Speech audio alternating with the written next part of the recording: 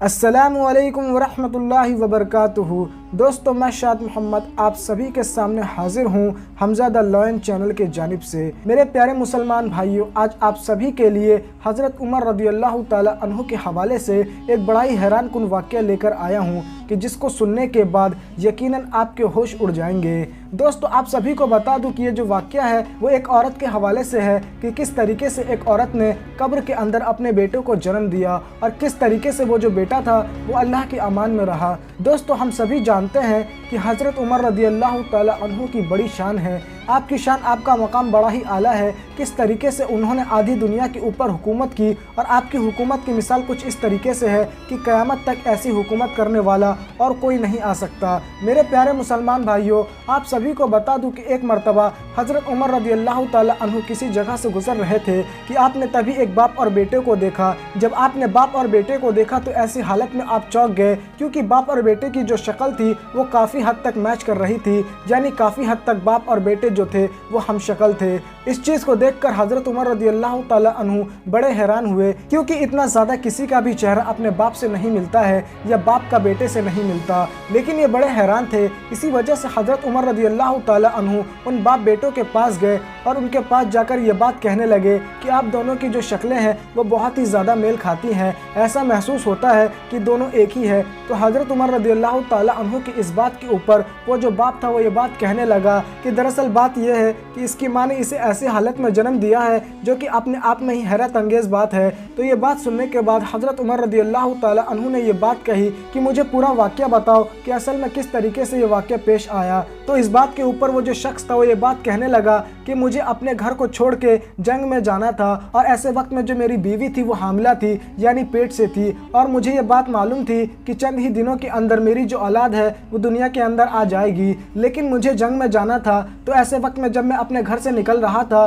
तो उस वक्त मैंने अल्लाह की बारगाह में हाथ उठाकर दुआ की और ये बात कही कि ए अल्लाह, मैं जंग में जा रहा हूँ और मुझे नहीं मालूम कि मैं सही सलामत लौटूंगा या नहीं लौटूंगा। तो ए अल्लाह, ऐसे वक्त में मेरे बेटे को सलामत रखना, उसको अपने अमान में रखना। और ये बात कहकर मैं जंग में चला गया। लेकिन जैसा ही मैं जंग में गया उसके बाद होता यह है कि इसकी जो माँ होती है वो शदीद बीमार पड़ जाती है और उसके कुछ ही दिनों के अंदर इसकी माँ दुनिया को छोड़कर चली जाती है। तो ऐसे वक्त में इसकी माँ को दफन कर दिया जाता है। लोगों को ये लगा कि जो इसकी औलाद थी वो भी इसके साथ ख़त्म हो चुकी है और इसी चीज़ को सोचते हुए इसकी माँ को लोगों ने कब्र के अंदर डाल दिया। लेकिन जब मैं सफ़र से लौट कर आया, जब मुझे ये बात मालूम पड़ी कि मेरी जो बीवी है उसका इंतकाल हो चुका है, वो मुझे छोड़कर जा चुकी है, तो ऐसे वक्त में मैं बड़े परेशानी के आलम में आ गया और इसी चीज़ को सोचने लगा हर पल कि मैं अब करूँ तो क्या करूँ। यानी मेरा कोई सहारा नहीं था और मैं फिर अकेला रह गया। और फिर मेरे दिल में हमेशा ख्याल आता था कि अगर मेरा बेटा होता तो उसके साथ मैं अपनी ज़िंदगी गुजर बसर कर लेता।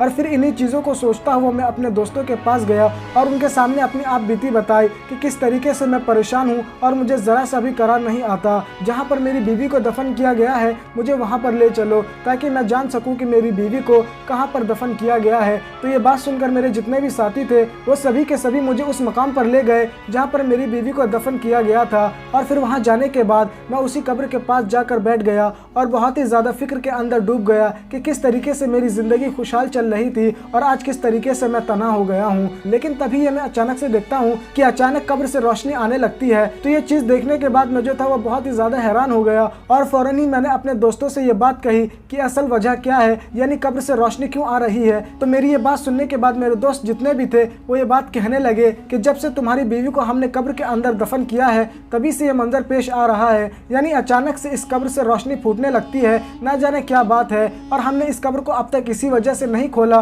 क्योंकि ये तुम्हारी बीवी है और हम ये चाहते थे कि जब तुम जंग से वापस लौट कर आओ तो उसके बाद हम तुम्हें पूरा माजरा बताएंगे, उसके बाद तुम अपनी मर्जी से खोलो। तो ये बात सुनने के बाद मैं बड़ा हैरान रहा और फिर मैंने सभी दोस्तों के सामने मशवरा किया कि आज मैं इस कब्र को खोलूंगा और आखिर जानूंगा कि रोशनी किस वजह से आ रही है। उसके बाद फ़ौरन ही मैं अपने घर रवाना हुआ और बहुत सारे साजो सामान के साथ आया जिसके ज़रिए कब्र की खुदाई कर सके। लेकिन जब वापस कब्र के पास पहुंचा तो मैंने ये देखा कि कब्र जो थी वो फट चुकी थी और उसमें से एक बच्चा नज़र आ रहा था जो कि बिल्कुल सही सलामत था। और जब मैं उस बच्चे को लेने के लिए कब्र के अंदर उतरा तो गैब से निदा आई कि ए बंदे, तूने अल्लाह के अमान में अपने बच्चे को रखा था, अपने बच्चे की सलामती के लिए लिए दुआ की थी और फिर जंग के लिए निकल गया था, तो इसी वजह से अल्लाह ने तेरी औलाद को सलामत रखा, उसको कुछ भी नहीं हुआ, जबकि तेरी जो बीवी थी उसकी मौत हो गई। अगर तू जंग पे जाने से पहले पहले अपनी बीवी के हक में दुआ करके जाता कि ए अल्लाह मेरी बीवी को भी सलामत रखना, मेरे बच्चे को भी सलामत रखना, तो ऐसे वक्त में जो तेरी बीवी है वो भी अमन अमान में रहती,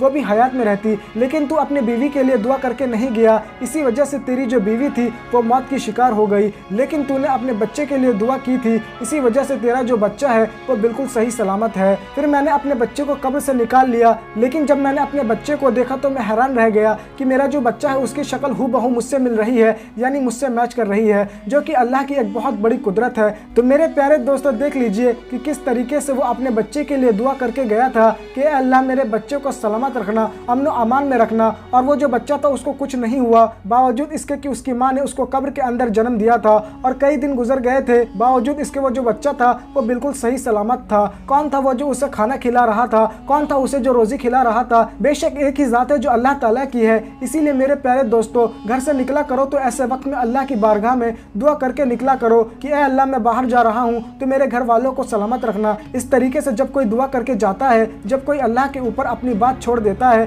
तो फिर अल्लाह ताला उसका निगहबान हो जाता है, अल्लाह उस बंदे की हिफाजत फरमाता है। इसीलिए मेरे प्यारे दोस्तों जब भी आप किसी परेशानी में आए तो ऐसे वक्त में अल्लाह ताला के ऊपर वो परेशानी छोड़ दे, इंशाअल्लाह ताला जल्द ही आप उस मसले से निकल जाएंगे, क्योंकि हर मसले का हल करने वाला सिर्फ और सिर्फ अल्लाह ताला की ज़ात है और अल्लाह से बढ़कर बेहतरीन फैसला करने वाला और कोई नहीं। तो मेरे प्यारे दोस्तों मुझे उम्मीद है कि आप मेरी ये बात समझ गए होंगे और मेरी इस बात के ऊपर अमल भी करेंगे। तो दोस्तों अगर आपको ये वाक़या पसंद आया है, ये वीडियो पसंद आई है तो इस वीडियो को लाइक करें और इस वीडियो को ज़्यादा से ज़्यादा शेयर करें ताकि ये वीडियो हर मुसलमान भाई बहन तक पहुँच सके। तो दोस्तों आज के लिए बस इतना ही, जब तक के लिए खुदा। तसव्वुर में मदीने की गली हो, हर वक्त तसव्वुर में मदीने की गली हो, हर वक्त तसव्वुर में मदीने के गली हो, हर वक्त तसव्वुर में मदीने के गली हो। अरे याद मोहम्मद की मेरे दिल में बसी हो, और याद मोहम्मद की मेरे दिल में बसी हो।